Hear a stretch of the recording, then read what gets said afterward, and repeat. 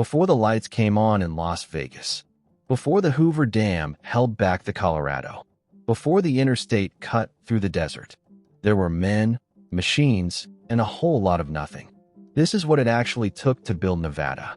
Most people think they know this state. They know the neon. They know the Strip. But 90% of Nevada is desert, mountain range, and open road. And it was built by working men who never set foot on Las Vegas Boulevard. They drove grain trucks through the basin. They ran semi-rigs down the loneliest highway in America. They graded roads into the rock. Today we count down 7 vehicles that built the Real Nevada, state by state, era by era. Stay with us to the end. The one that matters most is the one you might not see coming.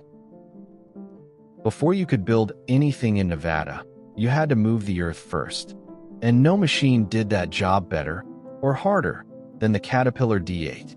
In the 1940s and 1950s, the D8 was everywhere the desert needed taming. It cut the roads into the hillsides. It leveled the ground for the power lines and the pipelines. When the federal government decided to wire up the Southwest, the D8 went first. It was the machine that made every other machine's job possible.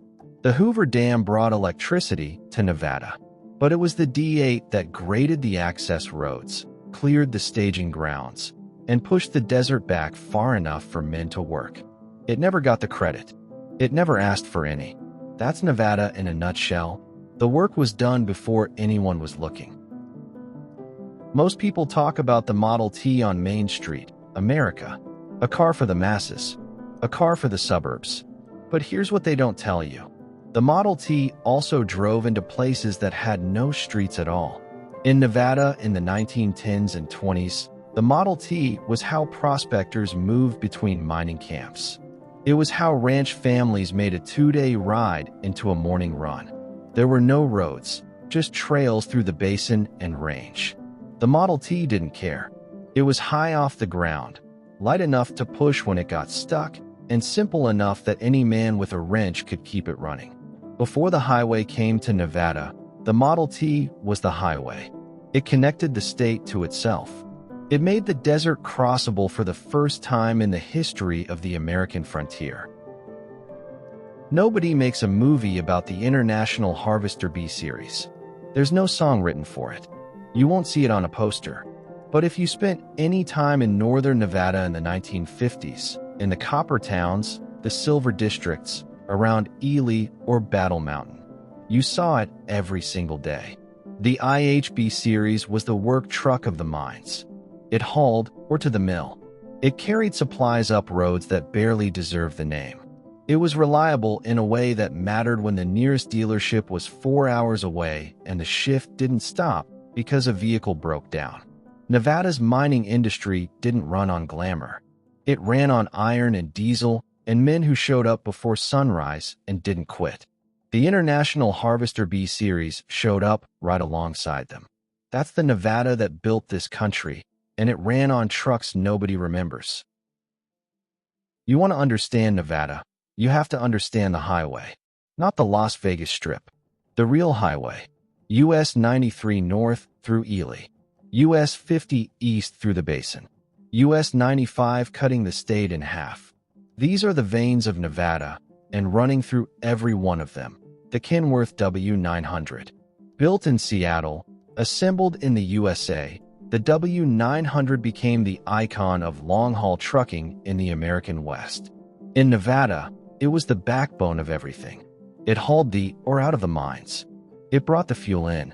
It stocked the casino hotels before a single tourist arrived. It moved cattle to the railhead and grain to the elevator and goods to the towns that no one else would serve. There are stretches of Nevada where you can drive 90 miles without seeing a building, but you will see a Kenworth.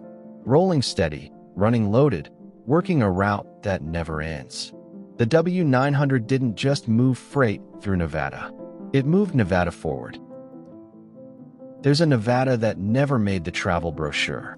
No neon, no poker, no showgirls. Just rangeland, fence line, and cattle country that stretches from Elko down through Winnemucca and all the way into the Ruby Valley. This is where the GMC C/K made its name. The C/K was a working man's truck. It came in two-wheel drive and four-wheel drive, in half-ton and three-quarter-ton, and it took the abuse that ranch life handed out every single day.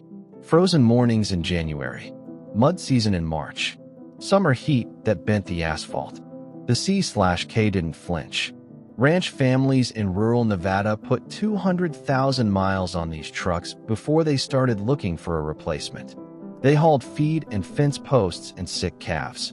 They drove gates in the dark and checked water tanks in the cold. No one was watching. No one was writing about it.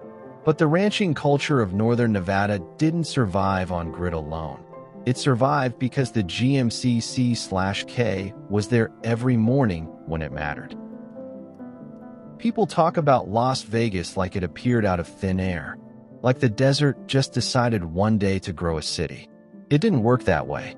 Las Vegas was built, mile by mile, dump truck by dump truck. And the truck that did most of that building was the Mack B series. In the 1950s, the federal government poured money into the American highway system. In Nevada, that meant carving US 95 and Interstate 15 through terrain that didn't want to be carved.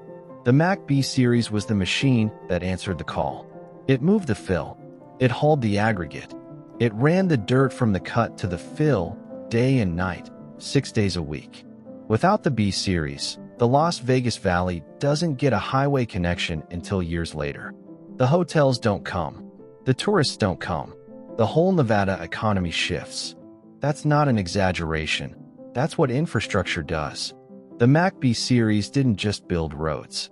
It built the possibility of everything that came after.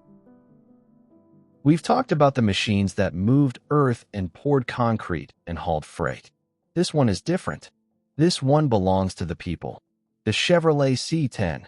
In Nevada in the 1960s and 70s, if you worked for a living, if you ranched, if you mined, if you ran fence or repaired equipment or drove a back road before the sun came up, there was a good chance you did it in a C10. It was everywhere because it worked everywhere. It was the right size, the right price, the right truck for the Nevada that most Americans never saw. The C10 became something more than a work truck in this state. It became part of the culture. You see it in the photos of the era, parked outside the feed store in Fallon, dusty and dented outside a mine in Lander County, sitting in a ranch yard in Nye County under a sky full of stars. It's the Nevada that didn't ask to be famous. The Nevada that just kept working. No other vehicle tells the story of this state better. Not the bulldozer, not the semi. The C10 tells the story of the people. And that's why it's number one. 7 vehicles. 1 state. A story that never made the headlines. Because the men and machines that built Nevada were too busy working to stop and tell it. From the Caterpillar D8 that opened the first road into the desert, to the Chevrolet C10 that carried 3 generations of Nevada families through country that never made it onto a postcard. This state was built by people who showed up, did the work, and drove home in something American. Which one did we miss? Drop it in the comments. We read every one. And if this is your first time here, welcome to Built by America. Hit subscribe and ring the bell. We do this state by state, era by era, and we're just getting started.